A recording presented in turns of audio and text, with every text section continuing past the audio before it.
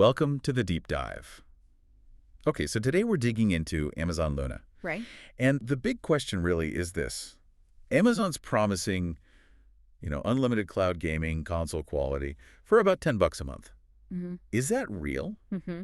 Or is it, just clever marketing hiding a bunch of catches? It's definitely an appealing pitch. Stream big games, AAA titles to basically any device you own, TV, tablet, phone, whatever. Just need internet and the subscription. Yeah, that's the idea. No console needed. Like Netflix, but for games. Pay your monthly fee, get this library of about 100 games? Yeah, around that. And it rotates. No buying games, no installs. Sounds great. Sounds simple. Yeah. So what's under the hood? What did our sources say about the tech side? Well, technically it looks okay on paper. Okay. Amazon talks about pretty low latency, maybe 17 to 30 milliseconds sometimes. Oh, wow. Especially if you use their Luna controller. That connects straight to their server, so it skips your device to cut down lag. Okay. And the internet needed. They say minimum 10 megabits per second for 1080p streaming, which, isn't too crazy for many people. 10 megs for 1080p.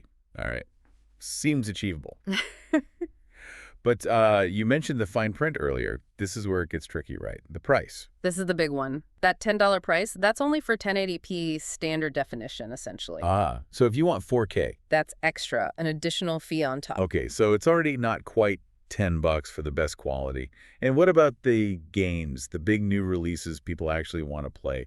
Like, say, the Ubisoft games. Right. Those usually aren't in the basic Luna package if you want access to Ubisoft's big catalog. Let me guess, another subscription. Yep. You need to add a separate Ubisoft Plus subscription. That's another like $15 a month. 15. So hang on, 10 for basic Luna, plus maybe extra for 4K, plus 15 for the Ubisoft games. You're suddenly looking at closer to $25 a month, minimum, for the full experience they sort of imply at the start. Wow. Okay, $25. Yeah. That completely changes the cheap alternative narrative. It really does. And it makes that base library seem, less impressive if the main draws cost extra. Exactly. 100 games sounds fine, but sources say it's mostly older titles, indie games, the big, exciting new releases. They often skip Luna or, cost more. So if you compare it, why pay $25 for Luna when something like Xbox Game Pass Cloud Gaming gives you day one new releases for a similar price? That's the core problem. Luna's value proposition, especially with the library, just doesn't stack up well against the competition right now. Okay, beyond price and games, there's the internet thing. You said 10 megs minimum, but cloud gaming is notoriously finicky, isn't it? Oh, yeah. It demands a perfect connection. If your internet is stable, it can be smooth.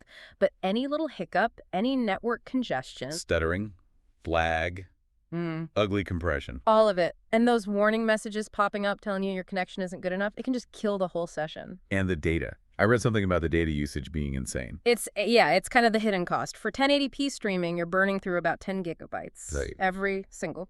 10 gigs an hour. Wow. Okay. And 4K. Doubles it. 20 gigabytes per hour for 4K streaming. Okay, let's break that down for you listening. Say you play for, 3 hours on a Saturday in 4K. That's 60 gigabytes of data. Gone. 60 gigs. For a lot of people, especially in the US, with data caps on their home internet, that's just not sustainable.